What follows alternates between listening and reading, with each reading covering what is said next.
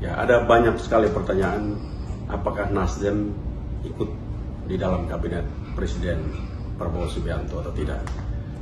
Pertanyaan itu tentunya harusnya dapat dipahami dari sejak awal bahwa sejak KPU menetapkan Presiden terpilih Prabowo Subianto, sejak itu Nasdem telah menentukan sikap lewat statement ketua umumnya untuk menyatakan bergabung mendukung pemerintahan. Nah, ini tidak perlu lagi dipertanyakan seperti ini karena sudah dilakukan oleh ketua umum Partai Nasdem pada saat KPU telah menetapkan Presiden terpilih. Sejak itulah Nasdem telah bergabung dengan pemerintahan Prabowo Subianto. Lalu hari ini apakah Nasdem itu terlibat serius secara fisik?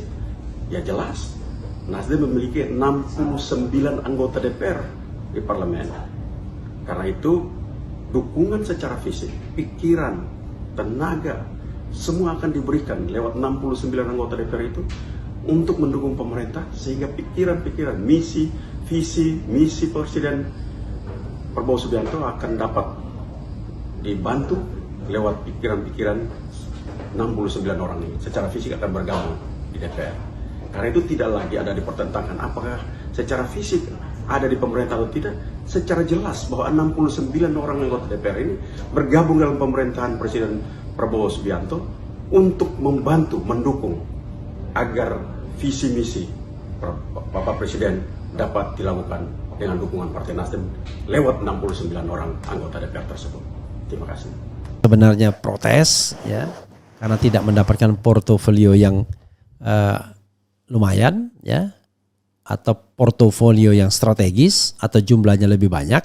Kalau kita lihat dugaan saya begitu. Kemudian di sisi lain dia tidak mau frontal juga karena dia tidak mau bisnisnya terganggu. Jadi dia punya harga diri di satu sisi tapi dia lihat kondisi bisnis juga harus dia pikirkan. Jadi in between posisinya itu yang saya lihat ya. Nanti kita akan analisis kembali ya. Karena begini saudara sekalian, ada yang bilang itu sih pura-pura doang katanya. Orang yang penting bisnisnya udah jalan ya. Karena menteri itu nggak ada gunanya. Yang paling penting adalah keamanan dan kenyamanan bisnis. Tapi kalau bisa dua-duanya why not misalnya, ya kan? Bisnis aman, ada wakil di kabinet misalnya.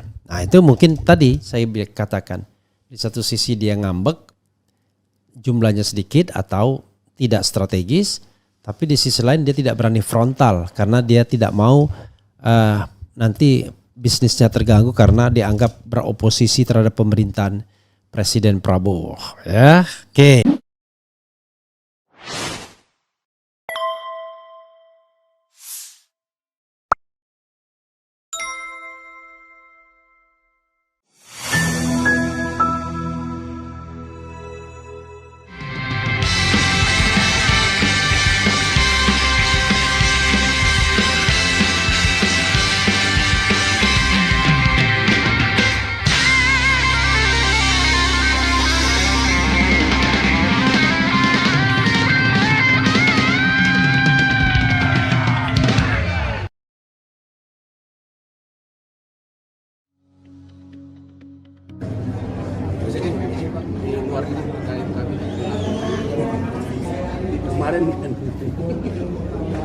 Kemarin Pak Surya sudah jelaskan seperti pernyataan beliau, seperti 2 kali kita ketemu Pak Prabowo baik di nasional maupun di Kertanegara, kita mendukung sepenuhnya pemerintahan ini. Kita berkepentingan pemerintahan ini sukses, tapi atas dasar pertimbangan banyak hal kita memutuskan juga untuk tidak masuk dalam kabinet. Menurut kita, pikiran-pikiran kita kalau diterima itu jauh lebih penting daripada kita masuk dalam kabinet. Pikiran-pikiran kita, kontribusi kita terhadap berbagai hal itu akan jauh lebih berarti daripada secara fisik kita masuk. Tapi kita bagian tak terpisahkan dari pemerintahan. Oke, berarti sudah diminta dan menolak masuk atau gimana? Bukan menolak dan diminta. Pak Prabowo pernah bilang, Nasdem kok belum kasih masuk nama, kita diam aja. Jadi bukan soal menolak atau menerima, Tetapi sikap Nasdem adalah memberi kontribusi lain selain menempatkan orang di kabinet. Oke? Kemarin Pak Surya sudah jelaskan. Seperti pernyataan beliau, seperti 2 kali kita ketemu Pak Prabowo, baik di nasional maupun di Kartanegara, kita mendukung sepenuhnya pemerintahan ini. Kita berkepentingan pemerintahan ini sukses, tapi atas dasar pertimbangan banyak hal, kita memutuskan juga untuk tidak masuk dalam kabinet. Menurut kita, pikiran-pikiran kita kalau diterima itu jauh lebih penting daripada kita masuk dalam kabinet. Pikiran-pikiran kita, kontribusi kita terhadap berbagai hal itu akan jauh lebih berarti daripada secara fisik kita masuk. Tapi kita bagian tak terpisahkan dari pemerintahan.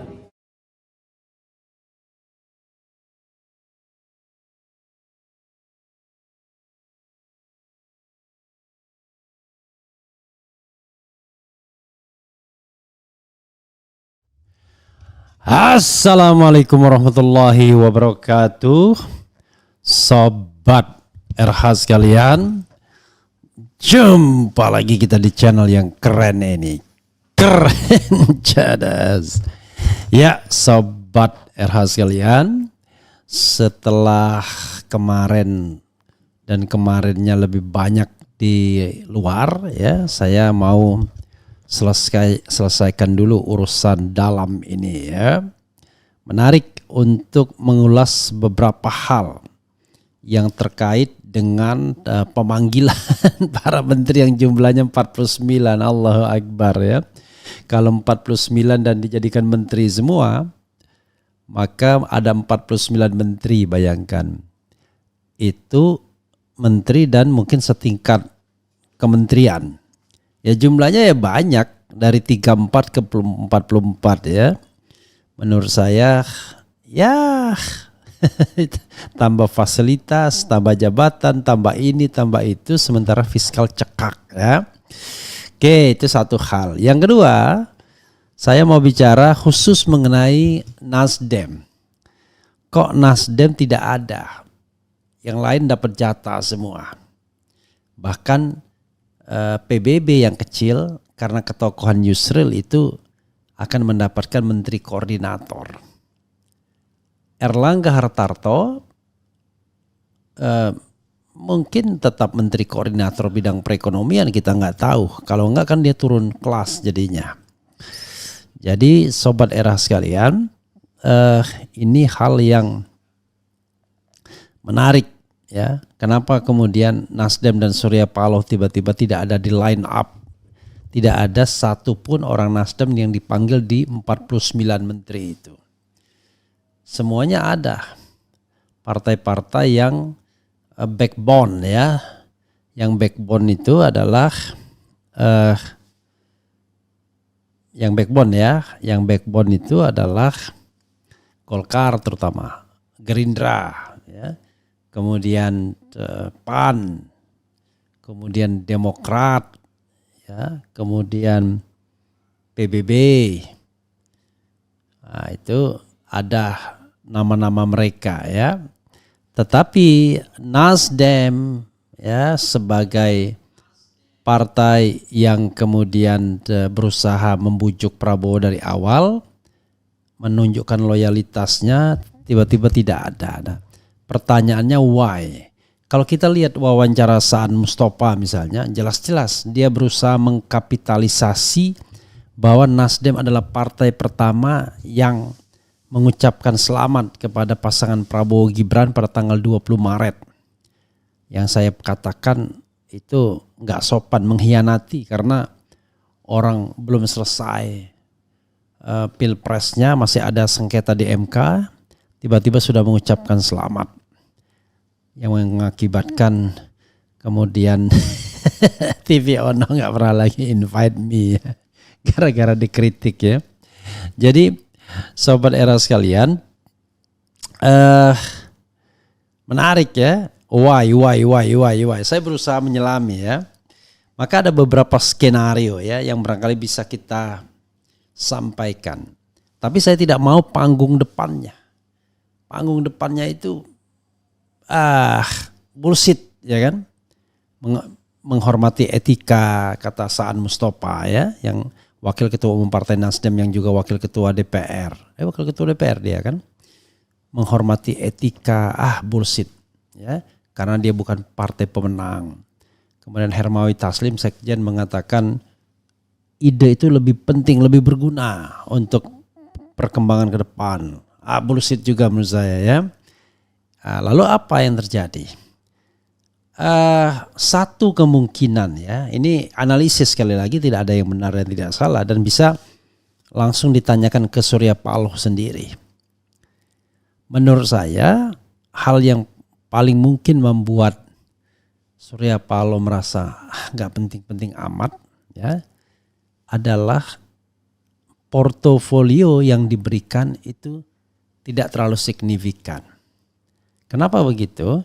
Karena kalau dilihat dari line up yang ada, Jaksa Agung yang menjadi andalan Nasdem itu tidak akan didapat. Menteri-menteri dulu dapat Menteri Perdagangan, tapi masih ada Agus Gumiwang, masih ada menteri-menteri ekonomi yang pastinya akan diambil oleh Prabowo. Tidak akan dibiarkan Surya Paloh untuk mendapatkan portofolio menteri-menteri perekonomian. Ada perindustrian Agus Gumiwang, perdagangan Zulkifli Hasan dan lain sebagainya. Tetapi sekarang barangkali menteri-menteri itu akan diambil oleh Gerindra, baik dari Gerindra sendiri maupun oleh profesional ya. Jadi menteri-menteri yang tersisa bagi partai politik adalah menteri-menteri yang ya tidak terlalu strategis. Yang strategis itu kan di bidang hukum dan ekonomi.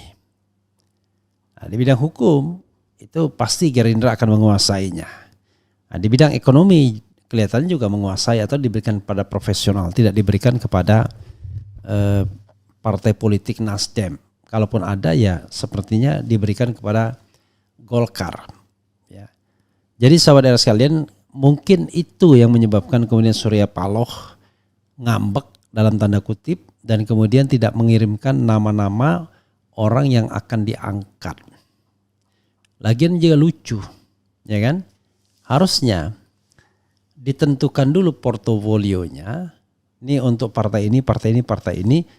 Cari calon terbaiknya. Kalau ini kan enggak. Seolah-olah pokoknya cari calon terbaiknya, jabatan apapun. Itu sama dengan seseorang ngomong begini. Apapun ya, saya mau asal jangan menteri agama gitu. Kan kacau ya. Kebetulan dia non-muslim. Itu yang agak aneh ya. Jadi sahabat daerah sekalian, ini hal yang menarik ya. Coba kita bacakan sedikit. 49 menteri ini latar belakangnya apa aja. Calon menteri ya, bukan menteri. Tapi kita ada polling, beberapa polling untuk objektifikasi ya. Melihat calon-calon menteri yang dipanggil Prabowo, apakah Anda optimis dengan pemerintahan ke depan? Saya berusaha seobjektif mungkin ya dengan membuat 4 kriteria. Sangat optimis, optimis, pesimis, sangat pesimis. 8.900 yang voting. Yang sangat optimis itu 8%. Optimis 8%, pesimis 31%, sangat pesimis 54%. Jadi 85% mengatakan pesimis dan sangat pesimis. Jadi mayoritas mengatakan sangat pesimis. Itu polling di RH Channel yang diikuti oleh 8.900 untuk sementara ya, baru tadi. Sementara menteri-menteri ex Jokowi ya rata-rata ya memang tidak didukung, tidak di-endorse di RH Channel ini. Rata-rata mereka mengatakan ya menolak. Ada 3 menteri yang saya tulis di sini. Setujukah Anda bila Mensesnek Pratikno dipertahankan di kabinet Prabowo? 61.000 yang voting ya. Sangat setuju itu 5%, setuju 2%, tidak setuju 14%, sangat tidak setuju itu 79%. Jadi ada 93% yang mengatakan tidak setuju atau sangat tidak setuju, bahkan mayoritas 79%. Kemudian, setujukah Anda bila Wakil Menteri Agraria dan Tata Ruang yang juga Wakil Kepala Otorita IKN Raja Juli Antoni dipertahankan di kabinet Prabowo. Sama, ya, tidak setuju 12%, sangat tidak setuju 82%. Jadi 93% angkanya yang setuju, sangat tidak setuju. Dan yang voting itu 53.000. Kemudian, setujukah Anda bila Menkominfo Budi Aristiadi, Budi Projo dipertahankan di kabinet Prabowo?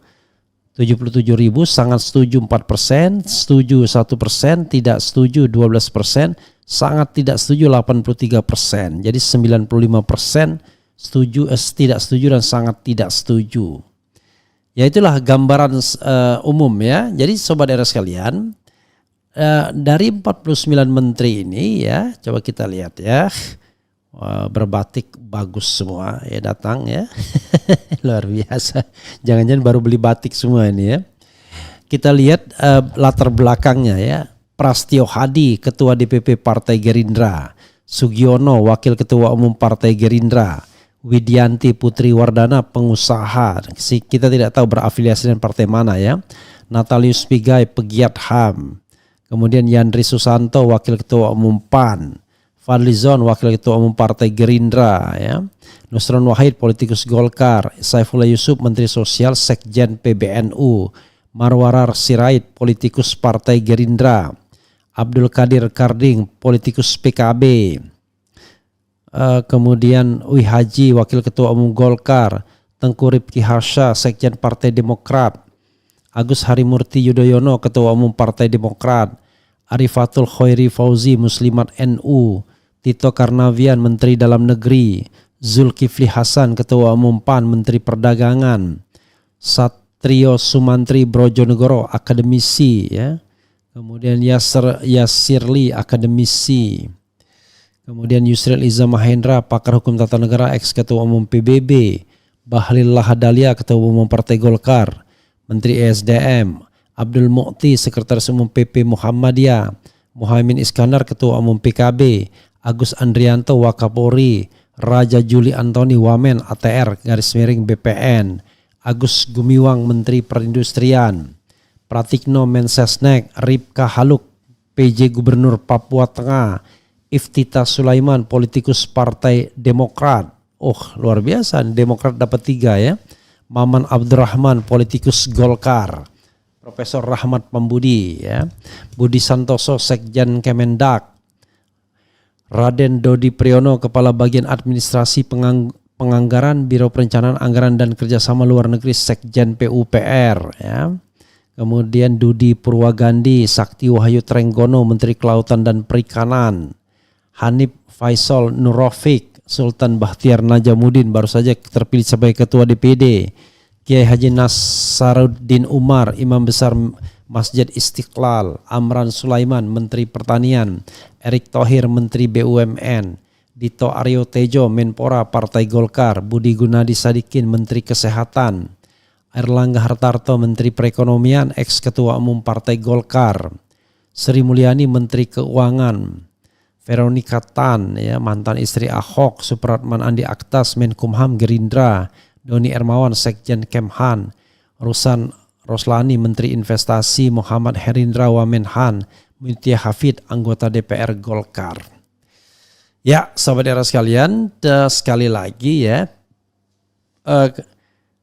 terlihat ya, kalau misalnya kita bicara tentang belakang panggungnya tadi, saya katakan ya mungkin Prabowo kecewa karena dia tidak mendapatkan portofolio yang signifikan atau jumlahnya yang tidak signifikan. Kalau kita lihat tadi ya, Demokrat dapat jatah 3 loh, Demokrat ya. Kemudian PAN kelihatannya 2 ya, Yandri Susanto tadi 2 atau 3 juga ya. Hatta Rajasa unfortunately tidak ada ya. Kayaknya nggak dapat juga Hatta Rajasa, tapi nggak ngerti juga kita ya, mungkin masih mau dipanggil juga. Kemudian yang jelas partai-partai pendukung yang paling banyak Golkar ya, Golkar yang paling banyak. Jadi sobat era sekalian, kemungkinan pertama tadi kecewa karena tidak mendapatkan portofolio yang strategis dan jumlahnya juga mungkin sedikit ya. mungkin cuma 2 menteri saja, karena PKB mendapatkan 2 menteri kalau tidak salah, Muhaimin sama Abdul Qadir Karding tadi ya. Tapi jangan lupa ada Saifullah Yusuf di situ sebenarnya yang juga associated dengan PKB juga sebenarnya walaupun tidak cocok ya. Dan sobat era sekalian, yang harus kita pahami juga adalah terkait dengan apa ya? Jadi pertama begitu itu, tapi di sisi lain Nasdem pun tidak mau frontal. Kenapa dia tidak mau frontal? Karena Nasdem juga khawatir kalau seandainya Prabowo sebrutal Jokowi yang menyetop semua keran-keran bisnis dari Surya Paloh dan grup Nasdem.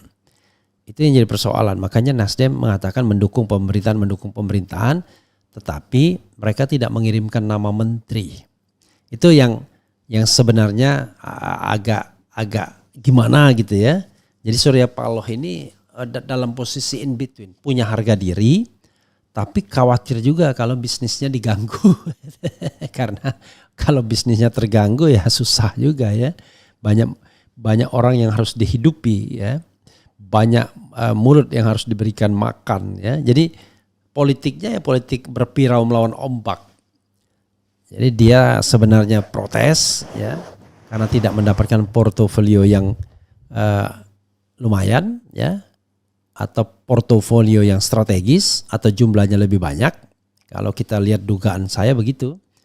Kemudian di sisi lain dia tidak mau frontal juga karena dia tidak mau bisnisnya terganggu. Jadi dia punya harga diri di satu sisi, tapi dia lihat kondisi bisnis juga harus dia pikirkan. Jadi in between posisinya. Itu yang saya lihat ya. Nanti kita akan analisis kembali ya.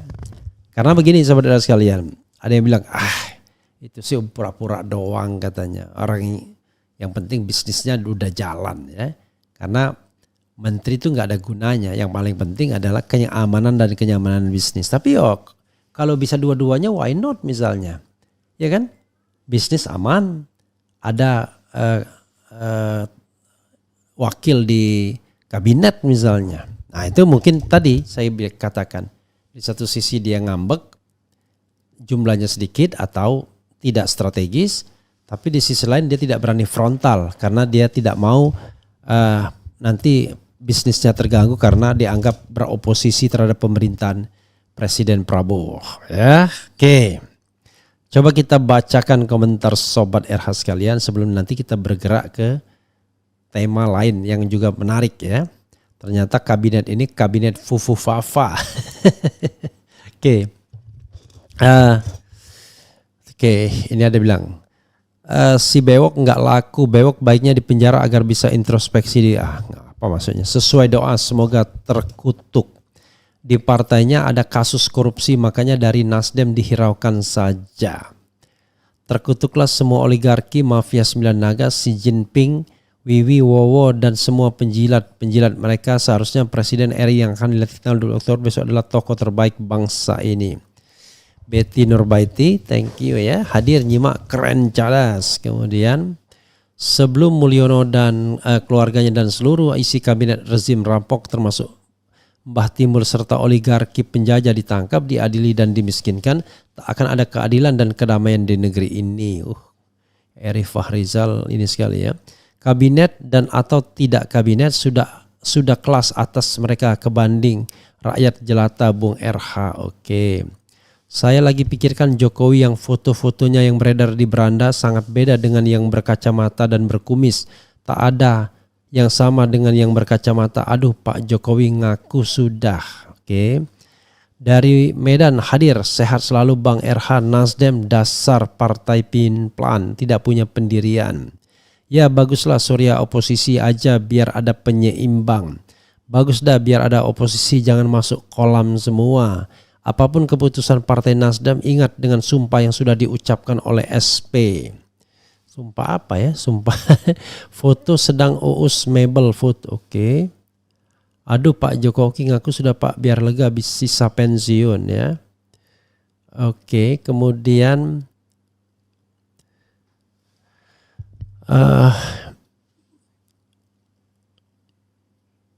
PS dapat pesan dari Mulyono untuk status Nasdem di kabinet, sepertinya kayak begitu. Oke. Sebelum Mulyono sang raja Jawa gadungan, mabuk timbul dan Fufu Fafa itu dipenjarakan, tak akan ada keadilan dan kedamaian. Jaga kesehatan Pak RH, suaranya sudah agak serak. Tuh, sehat selalu. Oh itu.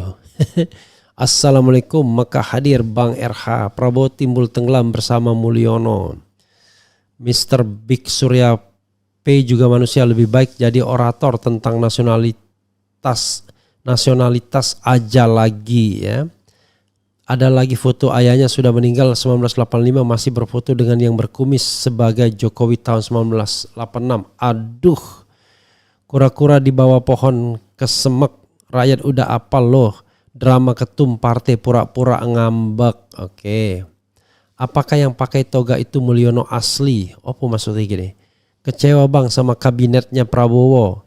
Nasdem sudah kena batunya, tinggal Jokowi menunggu. Wah seru ini. Paling tidak Bang Surya punya sikap. RG kabarkan diundang ke Hambalang. I don't know, mungkin. Prabowo Mulyono 11-12. Pokoknya Fufa jangan sampai dilantik. Kemudian mungkin pas kemarin jumpa di Solo, Fufa minta maaf dan Mulyono juga kelihatannya pressing Wowo biar semua menteri-menteri Mulyono dipilih lagi. Mereka pesta makan duit pajak rakyat, sementara rakyat yang menanggung sengsara bayar pajak tinggi. Semua serba pajak, beban utang kita tanggung, sungguh tidak ikhlas ya. Kenapa Refli Harun sekarang suka marah-marah, ucap salam dengan teriak-teriak terus? Kemarin ngamuk tentang jangan ngomong yang ada deliknya, padahal ada Faisal Asgab yang pasang badan. Tolong RH jangan meniru watak Wowo. Luar biasa. Jadi saudara sekalian, marah sama tegas itu beda ya. Jadi kalau kita tegas itu harus tegas. Kenapa saya mengatakan tidak boleh ada deliknya? Begini saudara sekalian ya. Kita kan, saya itu sudah punya standar. Kita boleh mengkritik sekeras-kerasnya dan setegas-tegasnya, tapi jangan menghina orang. Gak boleh menghina orang itu, siapapun dia ya. Nah, tapi kalau sarkastis boleh, tapi menghina tidak boleh. Contoh menghina itu homo ya kan, kurus misalnya, ceking dan lain sebagainya, itu menghina ya, menghina makhluk Tuhan. Tetapi kalau misalnya katakanlah kebijakannya bodoh, amburadul, enggak ada masalah. Atau Mulyono digantung tetapi setelah proses pengadilan ya. Tetapi kalau menghina saya tidak mau. Itu satu ya, biar painkiller kena paham. Yang kedua, enggak ada yang namanya tindak pidana itu pasang badan. Paham enggak? Ini bukan kontra ya. Jadi painkiller harus paham juga. Kalau Anda melakukan tindak pidana, maka itu berlaku pada Anda, individual responsibility. Tapi kalau ada yang menyuruh, maka yang menyuruh itu dianggap menyuruh lakukan. Kena juga dua-duanya. Ya. Gak ada. Bunuh saja dia, saya yang tanggung jawab. Gak ada. Atau pukul aja dia, saya yang tanggung jawab. Yang mukul dan yang nyuruh itu kena dua-duanya. Paham ya? Jadi kita jangan jadi orang bodoh. Jadi antara marah dan tegas itu beda. Saya tegas mengatakan jangan ya, gitu. Karena saya tidak suka menghina orang, gitu.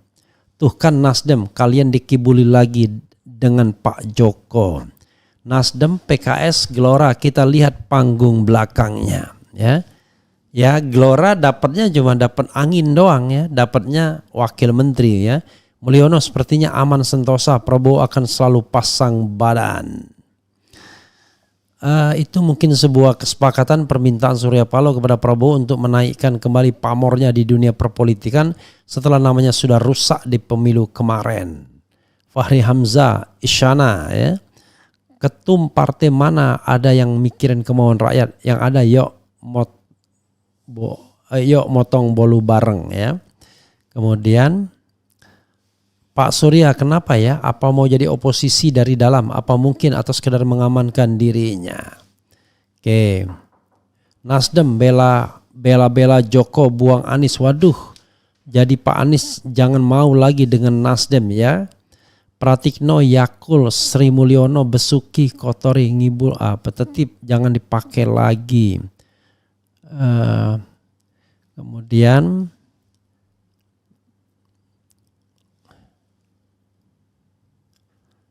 Bang RH, saya lihat dari acara sebelah Bung Ferry Amsari bilang kok audisi menteri sebelum adanya pelantikan presiden.